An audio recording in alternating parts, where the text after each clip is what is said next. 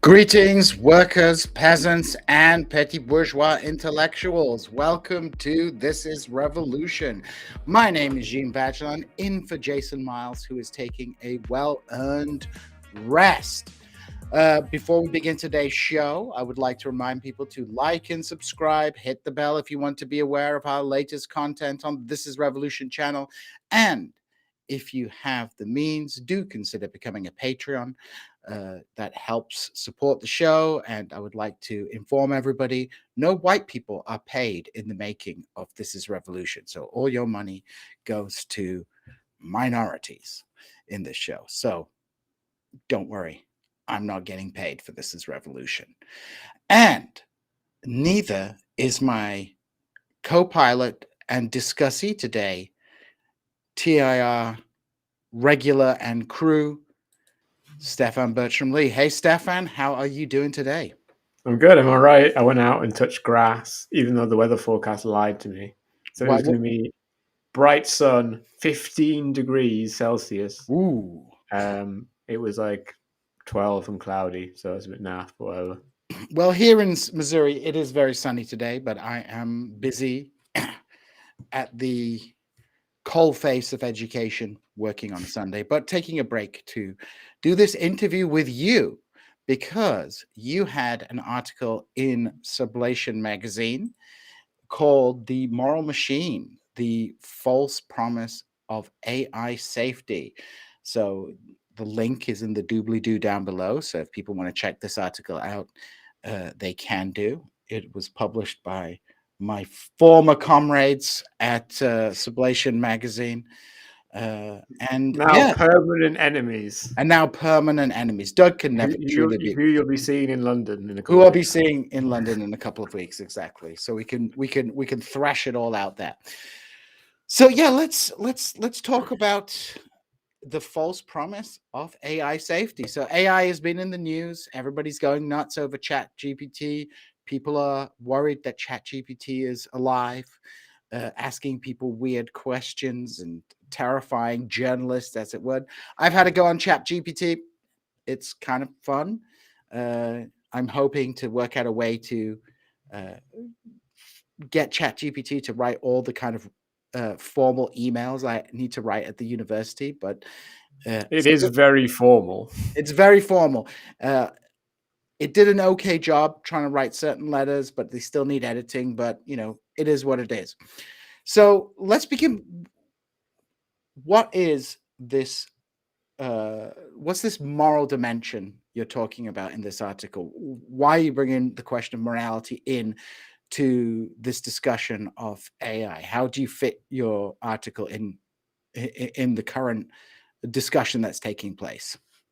Yeah, I mean, it was really great for me because as I was waiting for the article to get published, I had to edit it a couple of times because first, Elon Musk and other big CEO people, like the founder of Skype, the founder of Pinterest, they published an article, published a petition, whatever, basically calling for a 6 months suspension on all AI research until AI safety ideas have basically become more developed, which is incredible. Like that, I can't remember any precedent of something like this happening unless this happened like in the 90s with human cloning technology or something like that. But it's certainly not something which is significantly anyone that's tried to do anything like this at any point.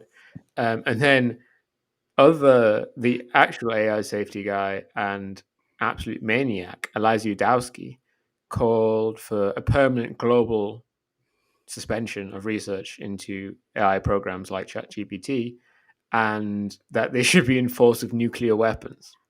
Wow. So we have some pretty strong discourse around the use of AI. So what is this discourse? Why is this terror from the top down? Why is this coming out right now? Well, What's triggered it? the People, explicit reason. I mean, people have been working on this AI stuff for ages, right? But Yeah, I mean, obviously, it is a bit strange because what is happening now, and it's quite interesting ideologically. What's happening now with ChatGPT is probably ChatGPT is just about capable of making quite a few people unemployed. Mhm. But that's not the worry from Elon Musk and from Elias Yudowski. I saw just a guy from Yudowski's kind of sphere today specifically rejecting this, saying that, we don't actually know if ChatGPT is going to make people unemployed, but we do know that technologies like this are an existential threat to humanity. And this is basically based on the idea of a paperclip maximizer, which is the idea that at some point technology, AI, will be sufficiently sophisticated that it has three basic abilities. It's super intelligent. It has like an ability to actually affect the outside world, like it can get into the internet and get people to do things or act in various ways. And third, that it has interests or inclinations or something like this, but that its interests or inclinations are not inclined to human interests. And this is why it's called a paperclip maximizer, because it might choose something random like paperclips and say the point of our civilization and society now is to produce as many paperclips as possible because I like paperclips. And in that process, we'll destroy as much human civilization as it needs. We'll kill as many humans as they need, and so on, in order to further this project. So that's the fear, which seems quite ridiculous, but yeah, that's the problem apparently. Isn't this kind of a huge overplaying, though, of what AI actually is? AI isn't actually some kind of brain operating on a human basis, but it's kind of just going over sets of data that it has. How can we talk about intent with these things? Because they're only tools that are kind of beholden to what data sets they're put in. I've seen people use ChatGPT, for example, to do Reddit posts and make like a Reddit post, but it's able to do that because people feed in the appropriate language and things like that. Is AI really able to do that? I mean, it seems a big overclaim of what AI actually is to assume it has some kind of intent. I think, I guess, to be as generous to these people as possible, I think the worry is not that ChatGPT or a ChatGPT like thing would have this kind of capacity, but that we're in a period of rapid advance in AI, Hmm. and that basically we need to shut it down now while we have a chance before we're even making models which could possibly be like this. So, what is your critique then of this discourse that's coming out of the CEO class who seem terrified by Chat GPT? Not for the reasons, let's say, artists have been very concerned about with the Mid Journey, or in universities, people are panicking about like Chat GPTs they can't give you an A quality essay, but they can give you a waffly essay. So Yeah, and why not in 18 months they can give you an A? why not? Yeah. So what's your critique then of this particular iteration of hostility towards AI from? My very straightforward point would be to say that these people are saying, what if we lived in a society which was not aimed towards human goods, but was aimed towards something else which doesn't necessarily align with human interests? But that's obviously just a description of the society we currently live in. We don't live in a society which is based around promoting happiness, which people like Udowski say a human civilization should be. We don't live in a civilization which is based around maximizing human pleasure or maximizing any human function at all. We are in a society which is based around the maximization of profit, and to the degree that we're moving away from this as kind of capitalism degenerates or whatever, we're moving towards some kind of rentier system. Um, so that there isn't like we don't have anything to lose here. There's not the idea is that it seems to be based on the idea that human societies as it's currently functioned is not like this, but it is.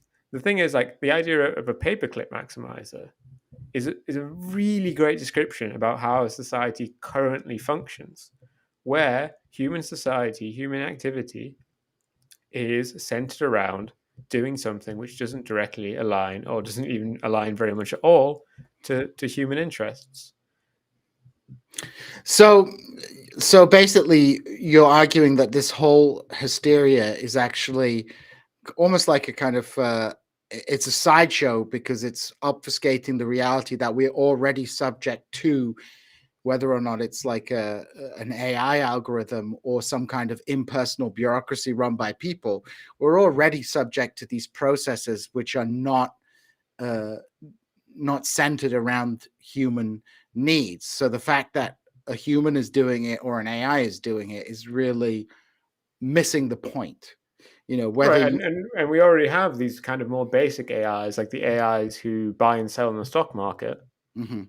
who are constantly engaged in the semi-automated processes in the stock market, who literally are paperclip maximizers.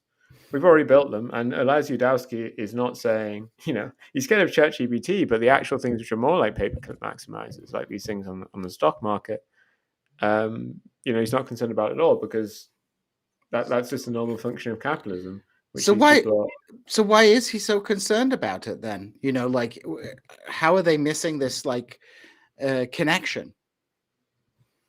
Because they're just, I mean, a big thing. I don't want to get too much into Less Wrong and specifically the crew around them. While they are very interesting, they are still not that influential. I mean, it is kind of crazy. Like Yudowsky called for this nuclear weapon strike, not on his stupid little blog, but in Times Magazine, Right. right? But like the whole a big thing on Less Wrong is politics is the mind killer, Hmm. which is basically the idea that you shouldn't engage in politics, left or right. But obviously, what that does in an ideological society like ours, which already has, we don't live in a perfect white sphere. We live in a society with a political economy, with political ideas in it, with political ideology. If you don't engage in politics, what you end up with is just the ideology of the day. And so that's, I think, why Yudowsky, who's meant to be this kind of transhumanist, futurist, blah, blah, blah, in fact ends up in a position of great conservatism, where these things which run the stock market and have nothing to do with human interest at all are fine, but something new comes along which could actually lead to real development in capitalism, actually progress the mode of production and relieve a great many people from a great amount of drudgery, um, is a threat, is scary. It needs to be resolved by nuclear weapons, or in the more moderate story from Elon Musk, the founder of Skype, the founder of Pinterest, needs to be slowed down. Whoa, like hold on here. So you would argue these big tech CEOs are worried about how AI might disrupt their existing boondoggles. So, obviously, tech is all about disruption and often doing illegal things through new technological mechanisms. So, you're arguing uh, they're, as the sort of current masters of the tech economy, they're concerned about technologies that may undermine their control over that branch of industry. Yeah. And especially I think American capitalists are really reaching a point where they realize that American products are really not going to compete in the long term with Chinese products. Right. I think this is also a big motivation for what's going on with them trying to ban TikTok, which is meant to be about national security or whatever, but I think in large part is about defending inferior American products like Twitter and Facebook and so on from a superior kind of mind virus in TikTok. I think something similar is basically going on throughout the capitalist economy where American capitalists have, they aren't a progressive force in any way. What they want to do is rentier from the people directly and from the state through continual bailouts. The same is true or even true in the UK, where these companies borrowed vast sums from the government during COVID, which was meant to be spent, but they just hoarded it and then slowly kind of used it to maintain themselves. And then with they're obviously massively loaded with debt, but they're like, well, we're too big to fail, and without us, there's something else. Um, so So the the state doesn't really have any choice but to continue doing this. so the analogy is, to use the Marxist terminology, these capitalists are now becoming a fetter on the increase of productive forces, just as, for example, feudal leaders would, clamp down on any kind of innovation that might lead to a disruption of the existing economic order. So, with that in mind, let's kind of move then to the let's say the popular response to AI and the fears amongst regular people. So, obviously you have, as you've outlined, a tech elite that is concerned about disruption.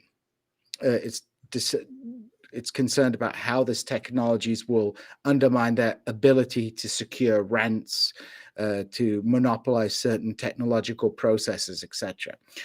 But what about the kind of general fear we saw, for example, amongst artists when it came to AI generated art, as well as other, let's say, clerical jobs, which could theoretically be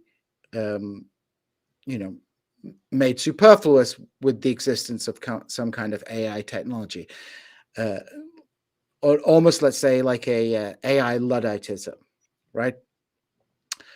How do you connect that with the very different arguments being made by the CEOs, and what are the implications of this? Because you argue it's kind of popular fear amongst people whose livelihoods may be threatened by AI is on one hand legitimate, but also can end up serving the tech elites. Can you kind of outline this point? Well, so for instance, Elon Musk, etc., have called for a 6-month ban on developments of large language models like ChatGPT, ChatGPT 4. And this is presumably something which sounds quite pleasant to a lot of ears of kind of creative workers who are very scared of this sort of technology, because it would basically kind of slow down and inhibit and stop this technology from progressing for a certain amount of time. I don't think Elon Musk, etc., really would want to stop this technology, but things to go slowly, so there isn't real disruption. So there isn't a real breakthrough immediately, and the older capitalists like him aren't outpaced by a new generation of capitalists who are willing to seize upon this idea, especially if they're abroad in China and so on. But I think this is really not something that any Marxist should be going along with. I don't think Marxists should ever support a slowing down of the means of production, of the advance in productive techniques, because these things are what leads to socialism. Which isn't to say that we just have to accept everything as it is, but the question should not be about slowing down technology, should not be about banning technology, not about stopping technology, but the question should be about, well, how can we control this technology? How can this technology be brought into the hands of all? How can this technology be made so that the profits from it are distributed to all? Because this is a serious thing. This is a serious crisis if it remains in the hands of very few people, not because it's going to exterminate us all, but because it is going to really remove.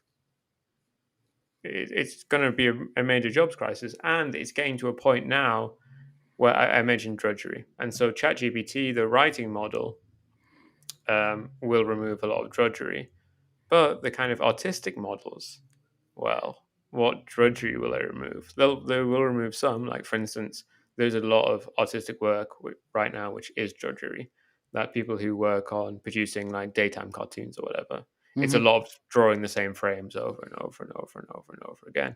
And a lot of this process is already partly automated. But there's other things where, for instance, before this point, any person who they wanted a character portrait for their D&D campaign, they would commission a cheap portrait from an artist, from an upcoming artist, a new artist, whatever. And now you can just do that on one of these AI image generating models, and the results are, they're still a bit sus at the moment. Yeah, mixed. Either you have to kind of be a bit of a wizard with these models, or kind of accept either it looks shit but looks like how you wanted it, or it doesn't really look like anything like you wanted it, apart from the most broadest terms, but it does actually look nice.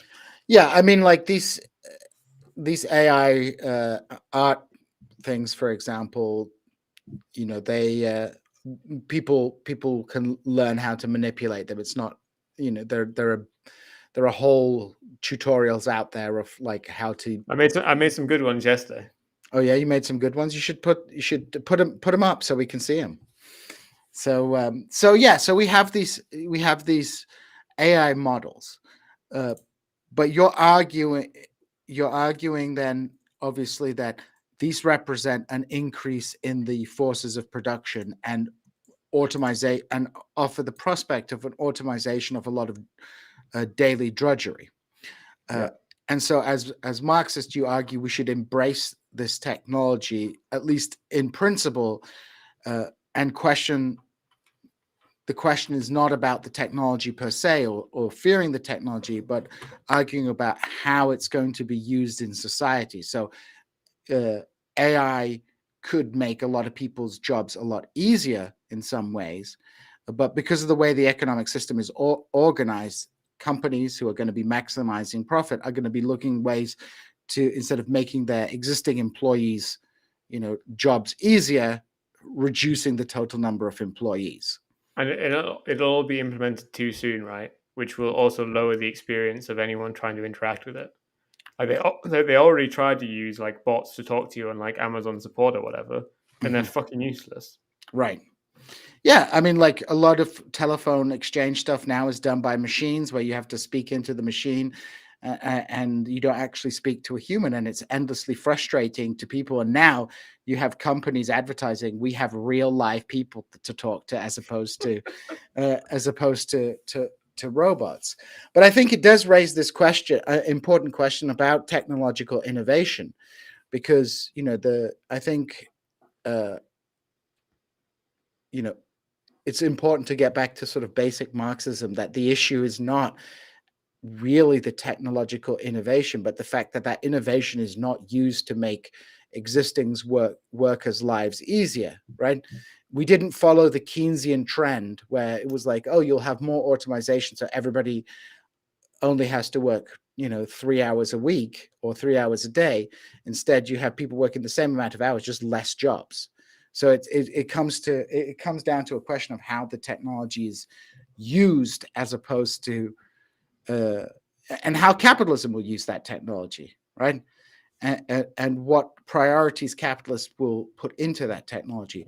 So much technological innovation gets directed towards short-term profits. I mean, Kuber and I have always discussed this about the issue with tech, is that why would you spend your time, working out some kind of use of, let's say, AI or computer technology or internet technology to better humanity, when you could just make the next sex app using, to make a quick buck, right?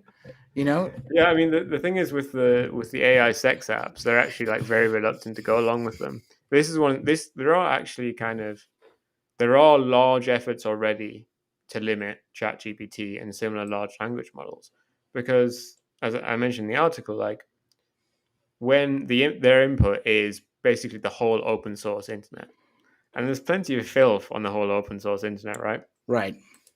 But they really need to tamp down these models to stop them from spewing back this kind of stuff.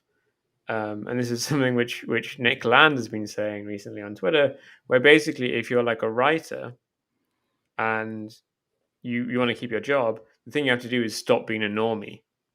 Hmm.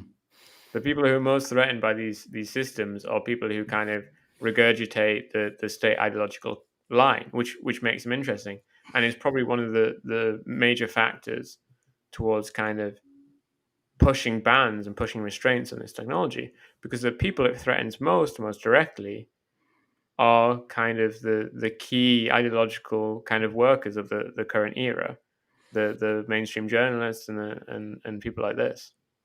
So you're with Chat GPT, the reason it's sensitive, you would argue then, is precisely because it hits at a sector of society that is brought into the system, but whose intellectual work is very formulaic. Well, That's ChatGPT is currently being censored so that it doesn't call you racial slurs, basically. And this is done because then journalists would write nasty articles about you and your product would get fucked.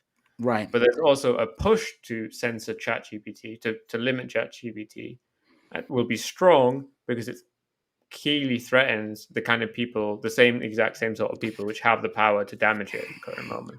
Right, because you have, I mean, when you read the mainstream press, that a lot of papers have a particular tone and style of writing, which would be quite easy and replicatable by. I mean, they already use AI models to write like very basic articles, and one could conceive of like a New York Times chat GPT that could just produce a New York an article in the tone the New York Times.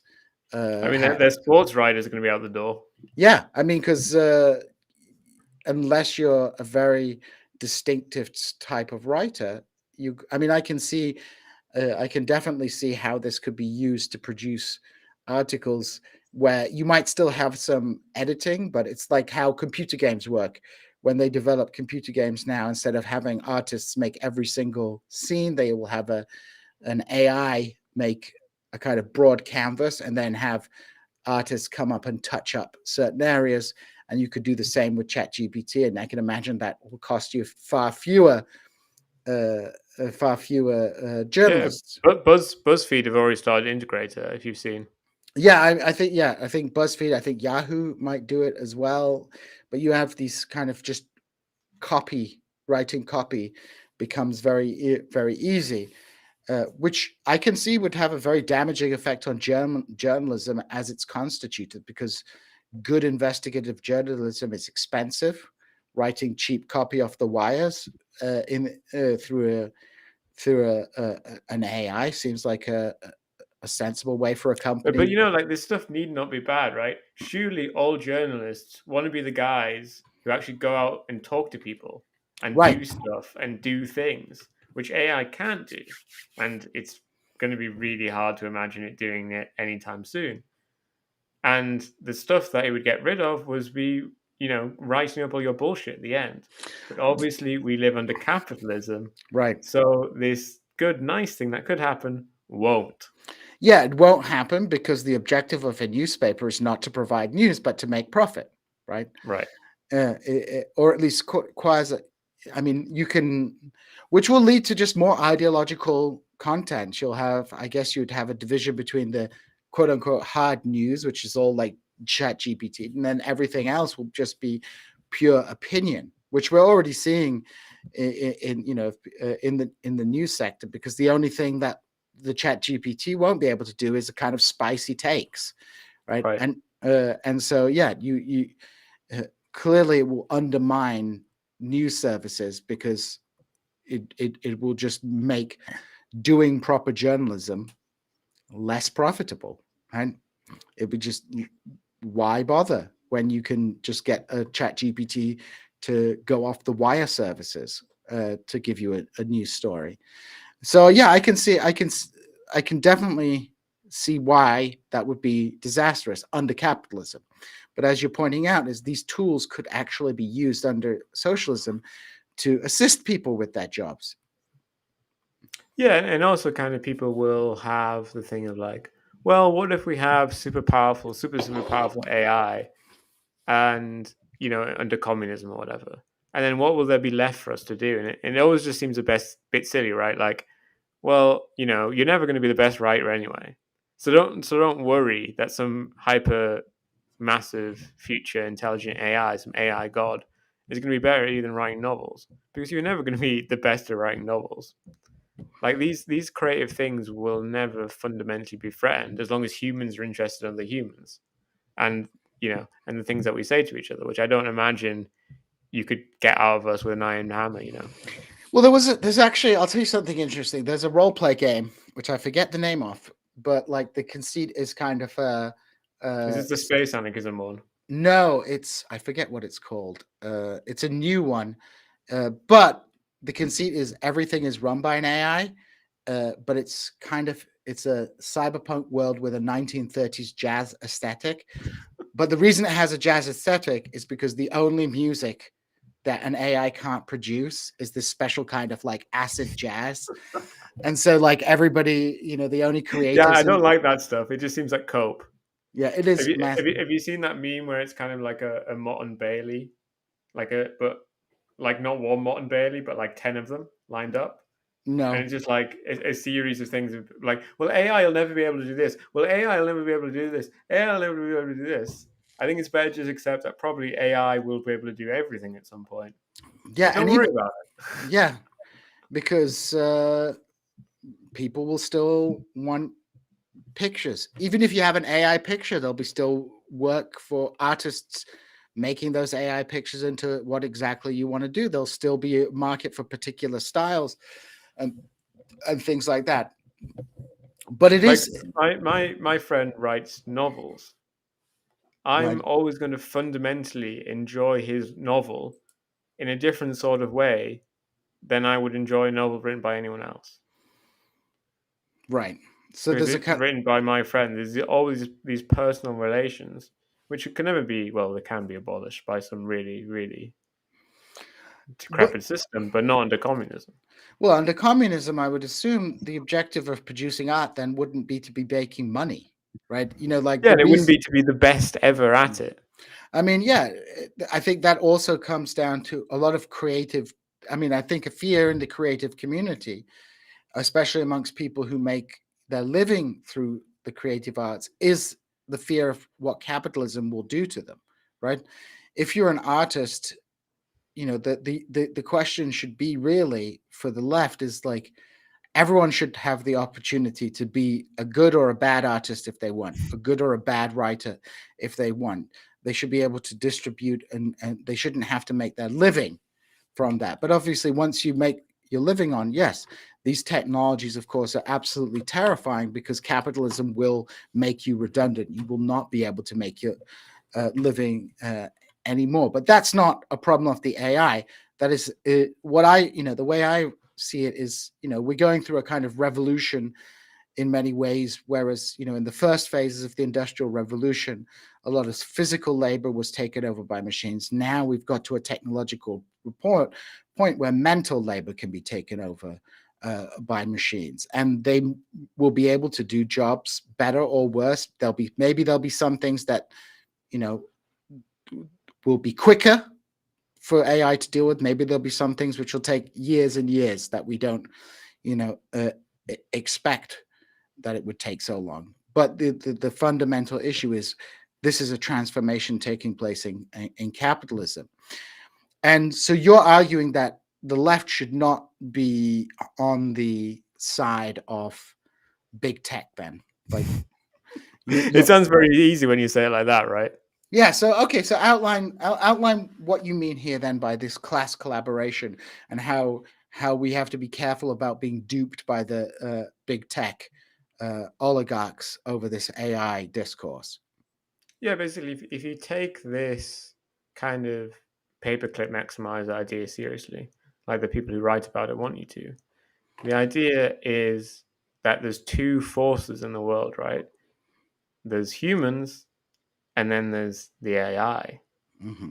And this is exactly the sort of maneuver that the bourgeoisie would want you to do. I mean, the classic one of, Marx. Marx once went into a meeting with utopian socialists where he'd been asked to speak. And there was a banner on the wall which said brotherhood among all men. And he refused to speak until they took it down because that's not Marxism. Right. Marxism is a rejection of the idea that there is humanity with a shared common interest. Marxism is the idea that history is the history of class struggle, which means that there's always been two or more classes struggling against each other. And in some ways, maybe we can take what the bourgeoisie are doing now as a form of decrepit Marxism, where they're saying that there will be two forces in the future. There'll be humans and then there'll be AI. But this is a trick. This is trying to fool you into siding with the bourgeoisie to their bourgeois projects when we shouldn't do anything like this. There is not actually, in fact, a shared interest. And this is the other thing. The alternative to a pay-per-click maximizer is an AI which is aligned, Mm-hmm. which they mean aligned to human interests. But whose human interests? What human interest? Right. Their interests are not our interests. And so they aren't going to make a machine, no matter how much we support them, which will be aligned to our interests, because our interests and their interests are not the same thing. Yeah, to return to your example of the automatic stock trading, those are AIs that have parameters, and parameters are set by humans, and that parameter is profit maximization. The question is, AI is not an artificial intelligence in the way people think of it in the science fiction set. It's a very complicated spreadsheet. And the question is, what data sets and what criteria are you asking your AI to take into account? And they're presenting, it's almost the way that these tech moguls are presenting AI is almost like an analogy to the way that nationalism was used in the 19th and 20th century to get people behind. We're all in this together. We're all one nation. The foreigners threaten us. And so collaborate against the foreigner with us. Now it's changed. It's we're all humans and we've got this AI that is our enemy and we have to bring it under control. And of course, they're the ones directing that political project. And but you're arguing that as Marxists should be instead emphasizing the difference between the opposition coming from the working class who are going to be affected by this and the opposition coming from the bourgeoisie. And our demand shouldn't be, no more AI, but rather should be, no, AI should be used for the good of humanity and not for profit maximization, because that's all they know how to use AI for is profit maximization. So these capitalist elites who want to slow down, their fear is not AI is taking your job away. It's that some other capitalist is going to find some way to use AI to screw them over. So they want to, crush the opposition. And we have to constantly hit on that tension point to reject this dichotomy of humans versus AI. Socialists should embrace AI and, talk about the ways in which AI could be used to help people realize their dreams. Yeah, I mean, we should always remember this term alignment.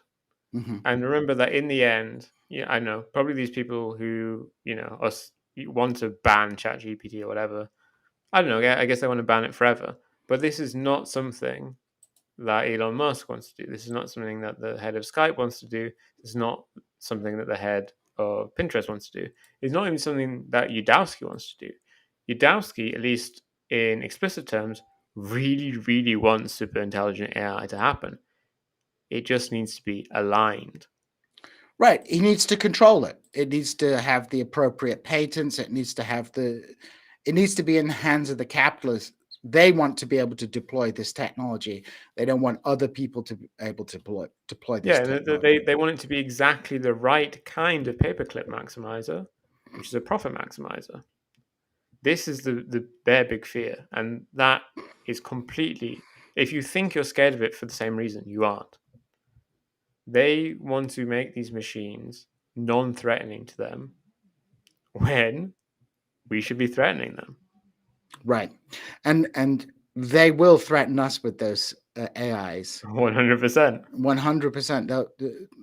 But they will also try to get us to turn against those AIs as well. And almost see it like as a force of nature. Yeah. That we can't. Yeah, I mean, that's the capitalist classic capitalist thing to naturalize kind of the unnatural and to unnaturalize the natural.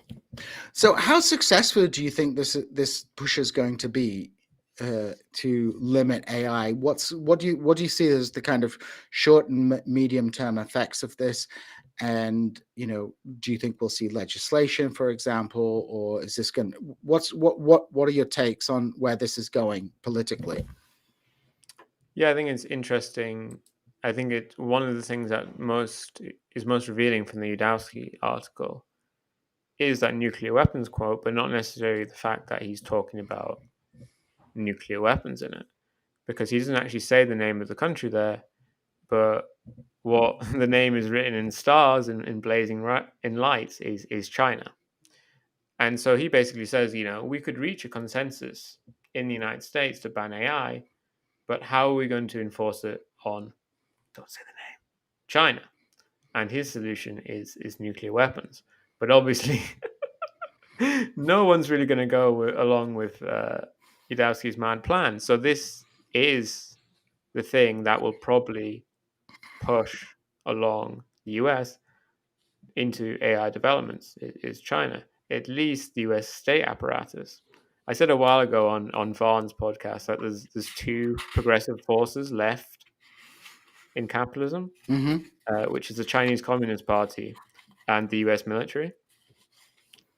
Right, these are the two forces which are actually pushing and developing and innovating and pushing forward the mode of production. So that's kind of the dynamic where, so for instance, Italy banned ChatGPT a few days ago on the basis of privacy claims. So I do think there will be various efforts to ban, restrain these machines, but ultimately, I don't think there's going to be a ban on large language models in the US, because as much as these capitalists feel threatened by each other, by this new wave of capitalists, they feel more threatened by China, by Chinese capital, and China is not going to go along with any ban, especially as the US accelerates a campaign against them. Or against us. There you go. Fuck, giving myself away. Giving yourself away. Well, I mean, that's an interesting. It's an interesting point, because even if you do have sections of capital who would push for a ban, you have the U.S. military and the allied private interests with it, who they might go along with a certain limited ban in public, but they will develop it privately in-house for their own ends, because of the fact that, like you say, the US military and the Chinese Communist Party are in competition with each other and cannot afford to go behind in any area of technology. So even if there is some kind of public ban in the US for the use in certain professions and things like that, it's highly. You just mean the CIA in-housing it. Yeah, they basically in-house it, where it becomes like a state privileged technology, which again is something that we don't want to see. You don't want to see a piece of technology monopolized by the capitalist state either. You want it to be open to the public. You want people to be able to make use and iterate on it. And you want to have open source models. For instance, I produced. It's a good excuse to put it on screen now. This is a pretty picture I made yesterday. Well, that's whatever, who is that? It's a character from a book I've written. Oh, nice. It's very nice. It's not exactly one particular style. It's kind of a mix of Renaissance, early medieval, from kind of say icons, but it's very, very pretty. But this is all run off not one of these capitalist websites, but an open source program that I have on my desktop. Right. Which program? Midnight Journey. Standard diffusion GUI. But of course, the way that they're going to frame opposition is that, AI is stealing people's work. That's how they're going to build a popular base for it. They're going to say you can't. The AI is out there stealing people's work, when you could argue that any artist who is inspired by another artist is quote unquote stealing each other's work, because these. I'm stealing like this all the time, right? Like I'm right next to my standard diffusion GUI is my fucking torrent program, So there's going to be a big push that's going to be framed in terms of protecting the little guy from having their work pilfered, when in fact the reality is you have these big companies who are just going to bully the little guy, but use the little guy's fears to get the particular legal framework within which they can continue to dominate and control this. Right, like there's all kind of these photography companies who basically they digitize images of old stuff, or Mhm. they take an image of an old stuff and kind of upscale it and make it legible and OCR it so the text is legible. They don't want there to be AI that every person can use to just do the exact same thing, because then the whole rentier model is completely thrown out of the window. They don't want these tools to be open source and used on our desktop. Like the program I use, it's very interesting. Like I was talking about this friend yesterday. I've noticed it added an option to train a new AI model on Right. your desktop, which to do so you need an absolutely impossible amount of VRAM. You need 24 gigabytes of graphics card to do that, which I was like, this is ridiculous, but it's really good-hearted of them to put that on there To give you the to chance. yeah, to try and open source all this kind of stuff.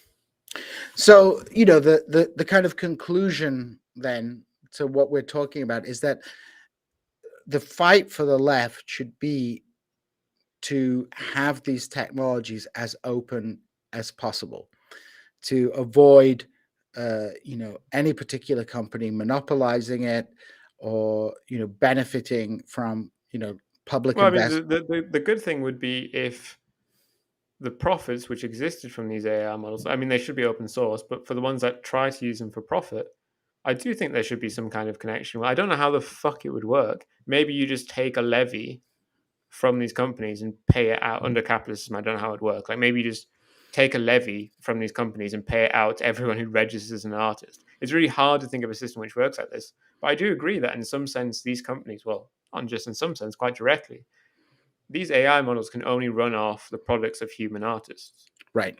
And these human artists, if these companies profit, they should be paid money. But But what workers shouldn't do is turn against each other, which right. is to say, no one should be mad at me for what Please. I do, Right. which because I don't want people to be mad at me, but also because I don't profit.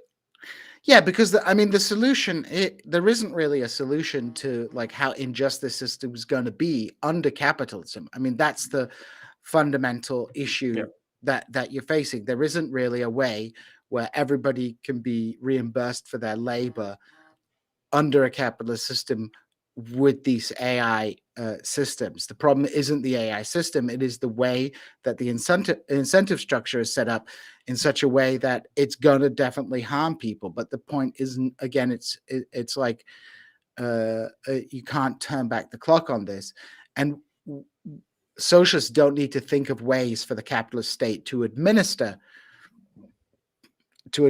this AI.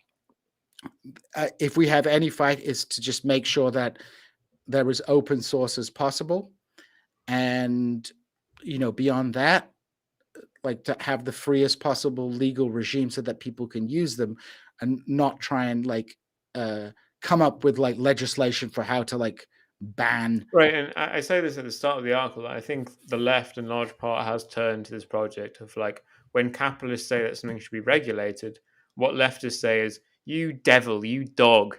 Actually, what we need to do is regulate it more than what you're saying. Right, it because the question is about like how to get the capitalist state to intervene, and in whose favor, which leads, like you say, to kind of a competition of like who can make things the safest.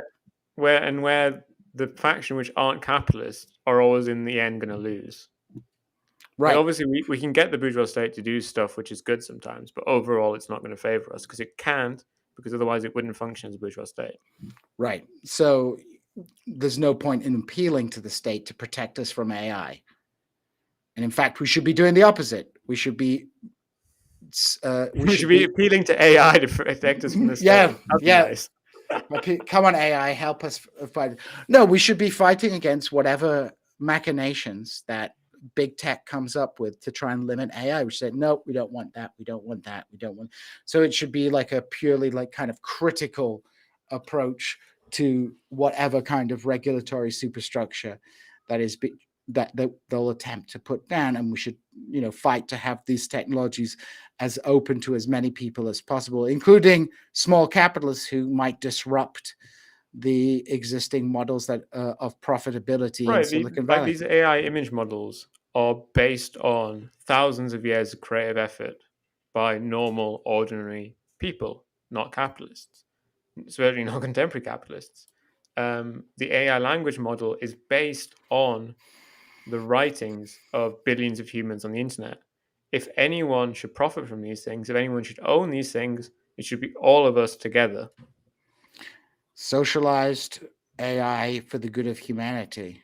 But that requires the destruction of the bourgeois state, which is something I'm very scared of because, as not a communist, I'm terrified of revolution.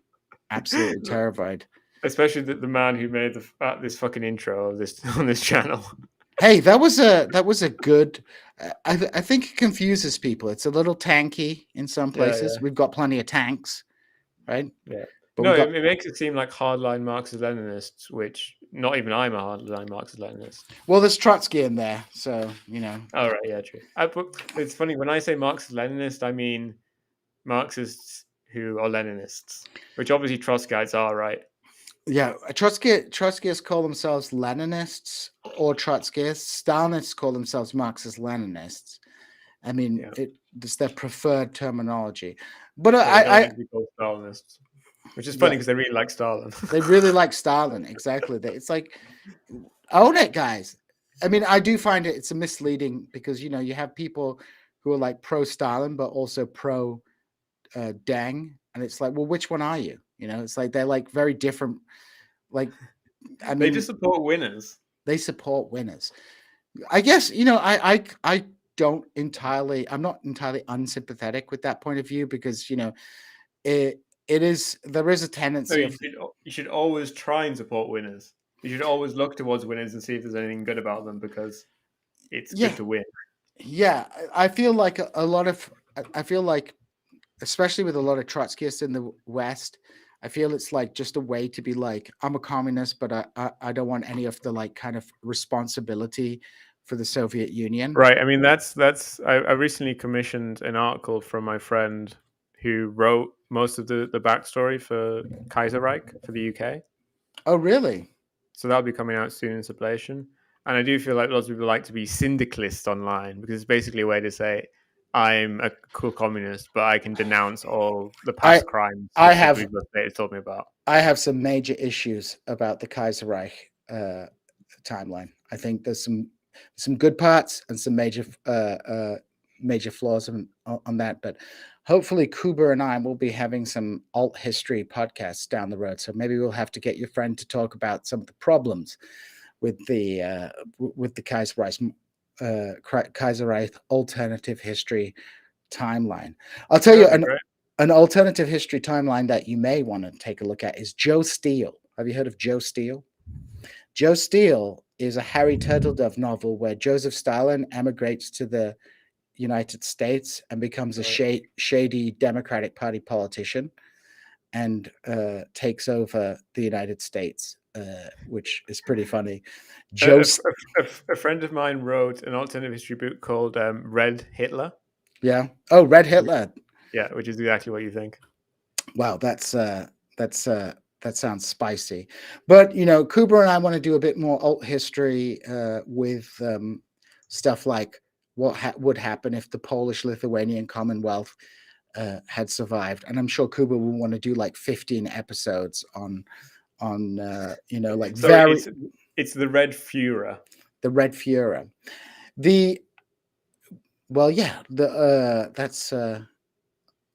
That is a spicy one.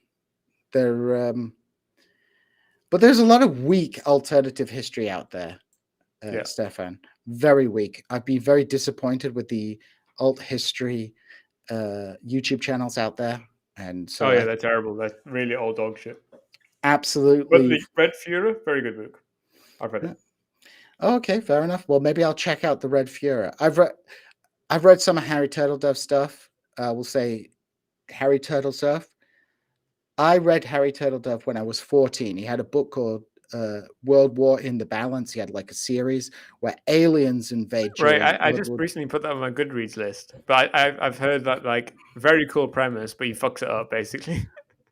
Put it this way: I was 14, right, and Harry Turtledove had sex scenes in that book, which made me, like you're 14, you could like jerk off to anything, and those sex scenes made me think sex was very gross and It was disgusting. the only time you were soft that whole day. Yeah, exactly. The only time I was soft for the whole day was when I read the Harry Turtledove sex scene, which there's like many sex scenes as the aliens force human breeding programs. All right, because I'm curious. Yeah, they're curious, so they get like this like American guy who is forced to have sex with a Chinese peasant woman who he doesn't speak English with, but they form a romantic relationship because he goes down on her, and he's like the first person not just to like ravage her in the sex, That and is the worst male plot point that it's male authors love to write. it's so gross. Like it's way worse than anything about she boobed boobly into the room. No, it was just like the aliens forced her to do sex, but he was gentle with her, and it's like oh my god. The And worst. It's very it's very frequent plot point. The worst. the worst plot point. Yeah, breeding programs, don't do them in your alt history when the aliens invade. But I think alt history is fun. We were discussing it with Matt Chrisman, who's read the What If the Confederates Won the Civil War, Harry Turtledove series, which starts off pretty good, but ends off like super ridiculous in the end. As Matt pointed out, like it's totally ridiculous that the Confederacy get the nuclear bomb before the US. I mean, the Confederacy, if they'd won, would have won for like 5 years. They were in an insane state, which would have completely collapsed. They would have been like some like if they'd survived with European imperial support, they would have been like some South American. Yeah, they would have just been Brazil. Being like a Brazil, and then America would just be like, whatever, we'll just still be America. We'll except we have a shitty Brazil. I mean, like the and probably they'd have identical kind of economic relations to it because capitalism doesn't care about state sovereignty. Exactly. Probably things would work out almost identically the same. To be really marketed about it, you'd still have like the Great Black Migration or whatever, and you would have what happens in the Harry Turtledove series is the United States without the Confederacy is more Germanic and has a socialist, and the socialists become the second party in the two-party system. The Republicans disappear. Abraham Lincoln becomes a leftist, and then you have like Eugene Debs and Upton Sinclair are the left flank of politics, and the Democratic Party becomes the right wing of politics. But then it gets to the Second World War stuff, which is kind of stupid, and I think he really messed up there. But there were too many alt histories on the what if the Confederacy won, just as there were too many alt histories on what if the Germans had won. And I think they're just like they're pretty weak and pretty boring. I think the British are obsessed. Well, I mean, why don't people choose some people that weren't like the selection of like top 5 worst guys ever? I know, it's like picks. I mean, I guess it's marketable. It's more marketable than I don't know what would have happened if Napoleon victory timeline. That's going to be a good one. Napoleon. The wrong side won at Waterloo. Simple as. What about this one? Napoleon succeeds in Egypt and establishes a Middle Eastern empire, as was his goal when he set out to Egypt, and it's kind of like the British Raj. Well, no, I mean it'd be cool if it was kind of like as of the time, like a futurist Republican kind of dictatorship, but it was just in the Middle East. So he also emancipates the Jews or whatever, but just in the Middle East. Oh yeah, there we go. We need some more. We need better alt history. There we go, Stefan. You can come on our alt history podcast when we start doing it and start. Really the first ever internet forum I registered on was alternativehistory.com. That's me too. I was one of the first. Well, no, I've been on there for a while. The forum I've been on the most is the Paradox Plaza forum. Right. If you ever go on the Paradox Plaza forum for the Paradox games, I've been on there since like 2002. My online name is Kurdistani, so there's only one Kurdistani lurking around on I there. found out yesterday that Kurds call Muslim Kobani just General Kurdistani. Yeah, why not? He is the general. Right. He's the He's the general. General of Kurdistan. He's the king, general of Kurdistan. Yeah, exactly. Yeah, so we definitely. I wonder if we can get AI. You know what I'm going to do? I'm going to see if I can get Chat GPT to do an alternative history. I wonder if we can. I wonder if I can get the Chat GPT to give me a coherent what if. I think it definitely will. It'll just be pretty boring. That's the thing with using ChatGPT. It can produce basically everything. It's just mid level. Well, just give it time. Well, Stefan, we've been going for an hour. Thank you so much for making time on for this pre-record. And people can check out Stefan's article. It's going to be in the doobly-doo down below. Linked to Sublation Magazine. Check out his piece on that. You got anything else coming out soon, Stefan? You'll be doing your show with Ben Burgess every so often and going on Sublation every day on Sunday. So on Sunday at 4 p.m. Eastern time, I think. We should record something when I'm in the UK and do something live. I don't together. know how. I could like bring this with me. I'll have a laptop and we'll work it out. We'll record it at fucking McDonald's. Yeah, we could do a TIR from McDonald's with Alfie and maybe Ashley if we can convince her to take 5 from being a hardworking mum and university professor. Although I did tell her, alternative way to money, get her husband to be on OnlyFans. It's really where it's at. If you want to make money on OnlyFans, men slapping their meat. Yes, but remember you have to be a guy who appeals to the gays. I think Ashley's husband would appeal to the gays. Could do. Anyway, with that, as we say on TIR, we are out. Bye.